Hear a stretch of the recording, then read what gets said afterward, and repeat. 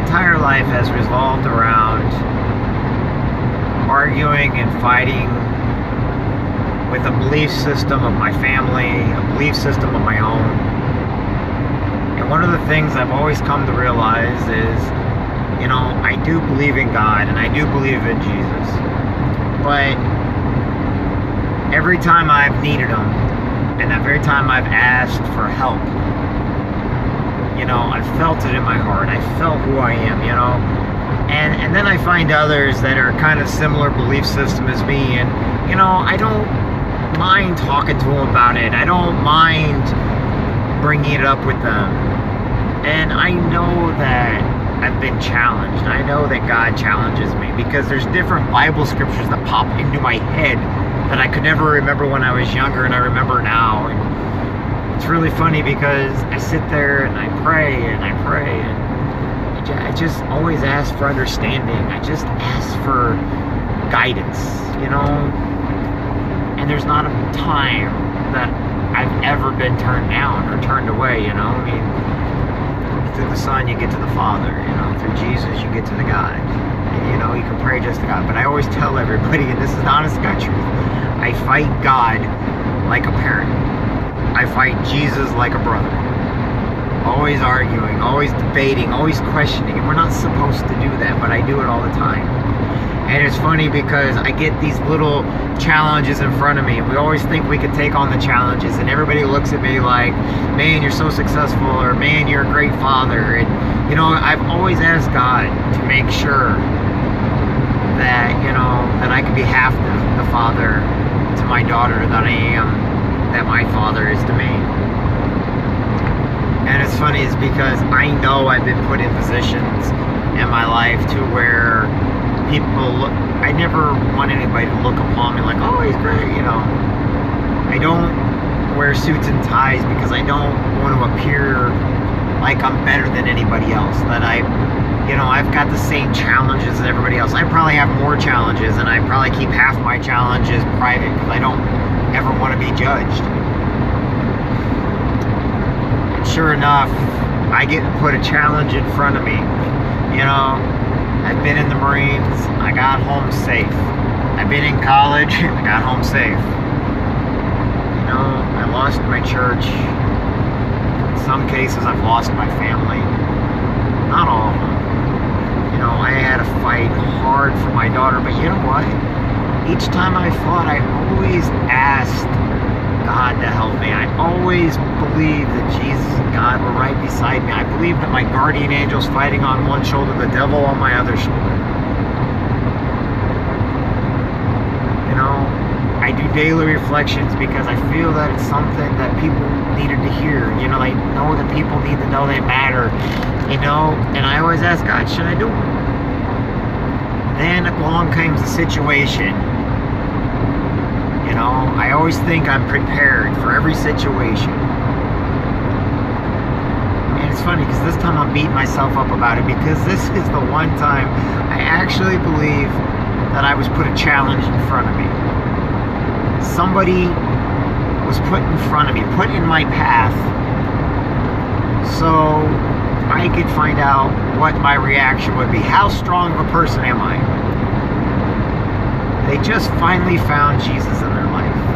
They finally found Jesus. Here I am, a person that's had miracle after miracle happen to him, and kind of like David, all these times, give up hope, get hope again. Give up hope, get hope again. But I believe it.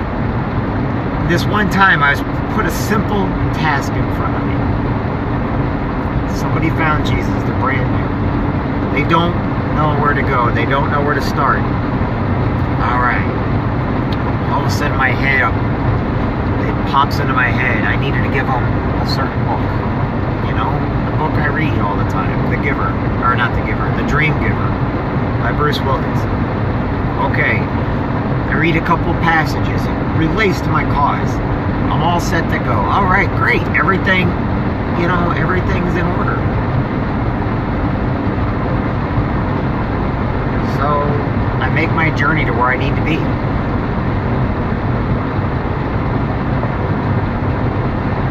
And I got so nervous.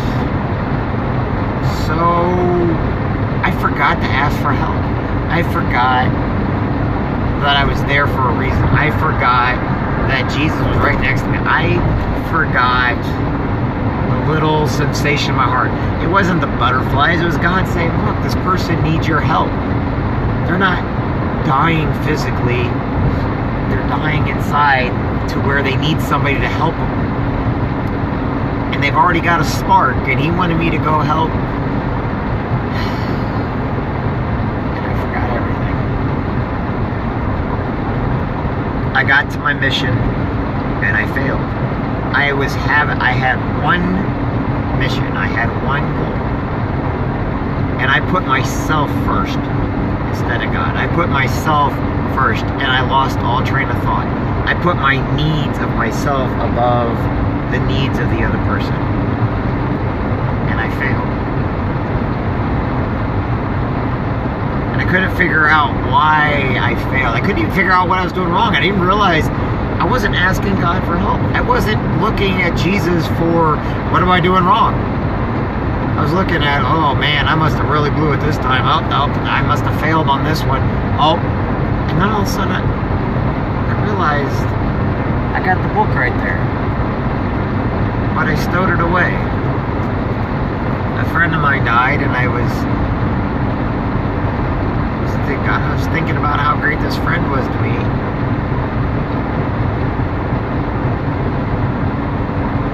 And I forgot my purpose. I forgot the mission God put in front of me. He put a couple other obstacles in, knowing how easy it is for me to get distracted by everything else going on. And I failed somebody that needed me. They don't know they needed me. They don't need me, they need God. But I was a messenger, and I didn't deliver the message.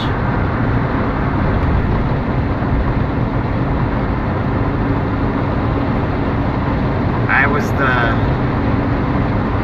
disciple in the garden when Jesus prayed to cut off the ear of a Roman soldier.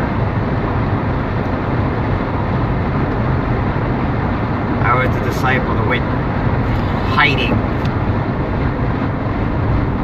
because I was so scared of my own shadow that I forgot everything that I was ever taught. And this one was so obvious. It was the writing on the wall. The person had a Bible. They told me they were reading. Here I am, and they're saying how bad people are. They go to church, they don't pray. I wasn't thinking about the person. I was thinking about my own self. If I would have told her, I would have told them to read certain, look, if you read these scriptures, these will be great for you. You may not understand this one just yet, but everything is for a purpose. Everything you read in there, you've got to put yourself into. It's written by a man's hand through God's word. Now, some things may be hard to understand, or some things may be putting in there as an analogy. I quoted Jonas and the whale. Yet there's nowhere a whale, it just says big fish.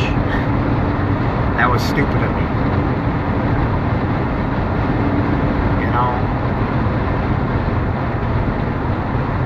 I failed my one mission that I was given. And I feel it.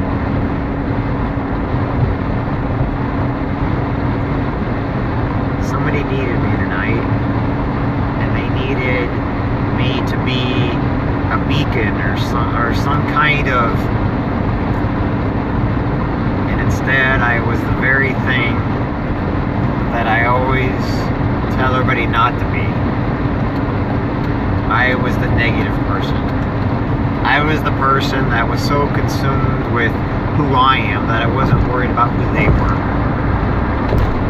Yet the person is actually important.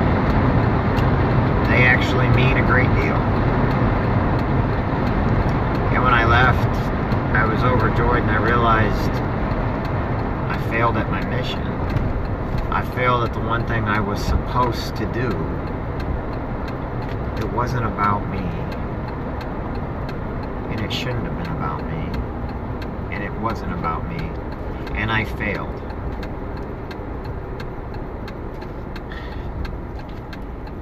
Religion to me is about belief and about feeling it in your heart. And the one person that came to me and let me know that they felt it in their heart, I turned a blind eye to. Because I got so used to all the fakes in the world. All the people that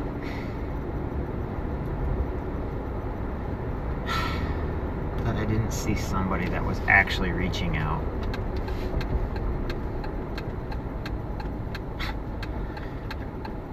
What kind of God-fearing man am I that I can't even see when somebody is actually finally taking their first steps towards something that's great, that I've believed in my entire life, that I've prayed for every single day of my life, that I have freaking been in hell and back, and I got through it.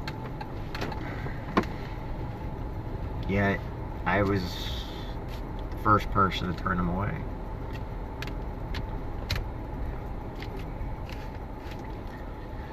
What do you do to that? Boy, it's funny how you realize that at the last time, at the moments when you don't. It's hard to realize it sometimes. So, I failed. I still want to give them that book though. I still want them to know that they're on the right path. Now I gotta figure out a way to do it.